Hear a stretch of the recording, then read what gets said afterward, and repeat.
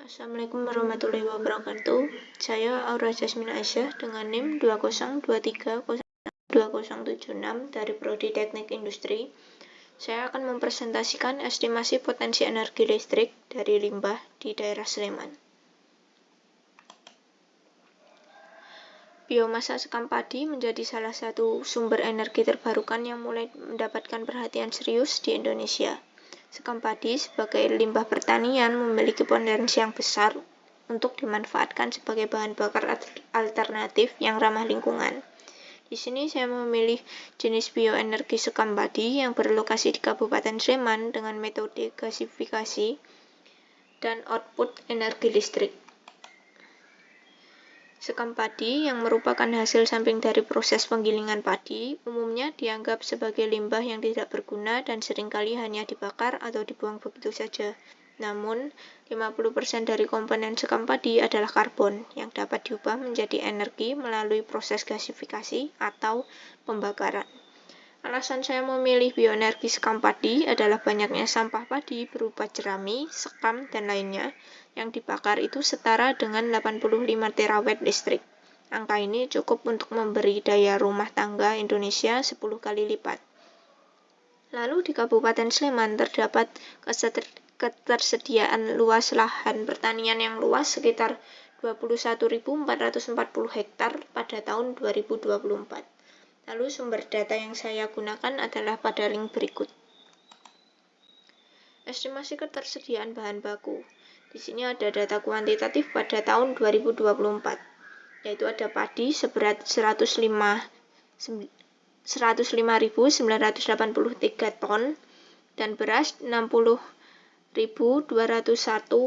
ton itu pada produksi tahun 2024. Lalu sekam padinya sendiri ada 45.782 ton. Di sini rumus perhitungan total biomasanya adalah berat sekam padi tadi saya kalikan 25%. Kenapa 25%? Karena dalam setahun padi akan dihasilkan atau dipanen dalam 3 bulan. Maka 12 dibagi 3 adalah 25%-nya, maka saya kalikan 25%, maka akan mendapatkan 11.446 ton. Itu masih saya bagi 90 hari untuk mendapatkan hasil berat per harinya, yaitu akan mendapatkan 127 ton per hari. Linknya di situ untuk sumbernya, maka di bawah akan menghitung SOP. SOP ini adalah keseluruhan sampah dikali PSO ditambah PSM, maka akan menghasilkan 53.073 kilo per hari. Untuk menghitung keseluruhan SBOD adalah keseluruhan SBO yang sudah dihitung dikali dengan PSPD, yaitu akan menghasilkan 14.287,3 kg per hari. Lalu keseluruhan SOK untuk menghitungnya adalah keseluruhan sampah dikali dengan PK ditambah PKM ditambah PT tambah PKY, maka akan menghasilkan 37.021 kg per hari.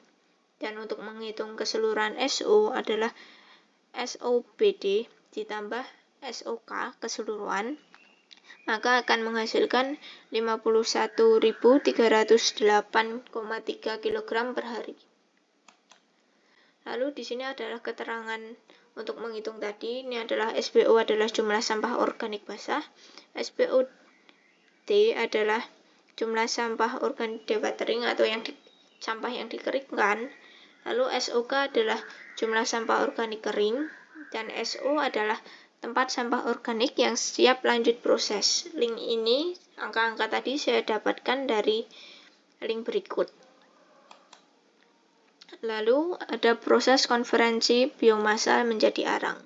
Berdasarkan hasil perhitungan potensi limbah yang telah dibahas di sebelumnya, maka untuk arang yang siap lanjut proses ini ada sekitar 51.308,3 kg per hari. Dan untuk menghasilkan arang ini akan mengalami penyusutan sekitar 25,82% dari berat sampah organik yang siap diproses tadi. Maka untuk step-stepnya untuk menjadi arang sendiri adalah dari sekam padi ini. Yang pertama adalah persiapkan bahan dan peralatan, lalu persiapan tempat pembakaran, lalu pengisian sekam dan penutupan tempat pembakaran, lalu pembakaran dan pengawasan suhu, lalu yang terakhir adalah proses pemadaman dan pendinginan. Di sini saya sudah sediakan tabel yaitu jumlah sampah, beratnya itu dalam persen, sampah per kilogramnya, jumlah SOB per kilo, SPOD, SOK, dan SO. Angka ini tadi dihasilkan dari perhitungan di slide sebelumnya. Lalu untuk proses-prosesnya seperti ini. Untuk ilustrasinya, maka akan menjadi seperti ini dan akan menjadi sekam padi menjadi arang. Lalu untuk perhitungan potensi energi listriknya yang sudah dihitung tadi, arang SO keseluruhan, untuk menghitung keseluruhan arang SO adalah keseluruhan SO dikali PSA. PSA tadi adalah penyusutan, maka akan menghasilkan 13.247,8 kg per hari. Dan untuk menghitung RRP adalah yang sudah dihitung tadi, keseluruhan arang SO dikali NGV dikali 1/860, maka akan menghasilkan 7.984,57 kWh.